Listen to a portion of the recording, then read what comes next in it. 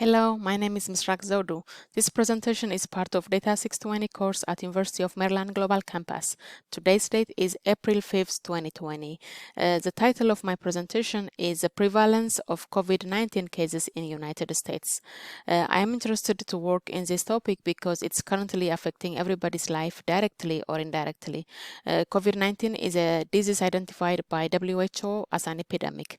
It started in Wuhan, China at the end of December 2019 and rapidly spreading across China and other countries of the world. The virus that causes COVID-19 is mainly transmitted through droplets generated when an infected person coughs, sneezes, or speaks. What's the projection of confirmed cases, diseases, and recovered patients for the next 2 weeks based on collected data? Our focus will be on top 5 countries with the most cases. We will also see the trend in different US states. Let's assume that we have the same data quality for all countries. We know that there are countries that do not report or underreport COVID-19 cases.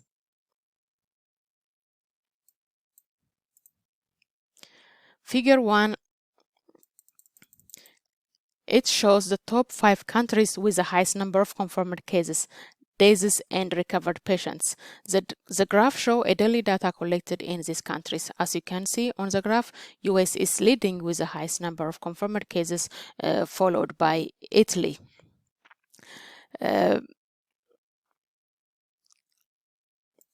Figure 2 shows the 2 weeks forecast based on figure 1. As you can see on figure 2, the daily number of cases is rising in an alarming rate. For this reason, I have used exponential projection from Tableau to determine the daily forecast for the next 2 weeks until April 17th. Based on the actual report, I'm confident with Tableau's projection. The shaded confidence band, which will be narrow in the next few days, also another indicator for our high confidence level on Tableau's projection. As you can see on the graph, we project about 636,868 cases by April 17th, confirmed cases.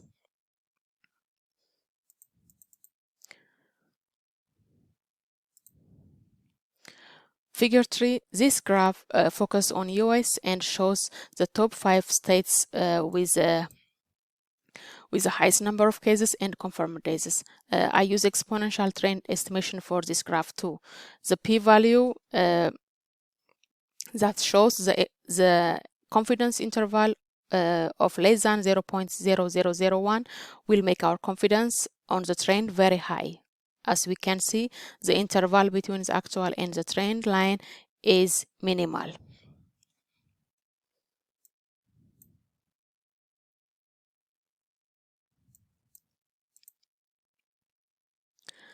Figure 4, this is a report from CDC that shows the number of COVID-19 and pneumonia diseases in US from February 1st to March 28th by age group. 60% of the population of US is above 65 years old. The number of diseases by COVID-19 is high for this age group. Within 2 months alone, there are 596 diseases by COVID-19 for age group above 65 years old. My last slide will be the relationship between distribution of population in US and the number of confirmed cases. As we can see on the graph, as we see on the map, states like New York, California, Florida, Washington, Louisiana, Texas show the highest number of confirmed cases. These are states with the highest number of tourists, travel destinations, and transits. And we can see why they are highly affected by this epidemic.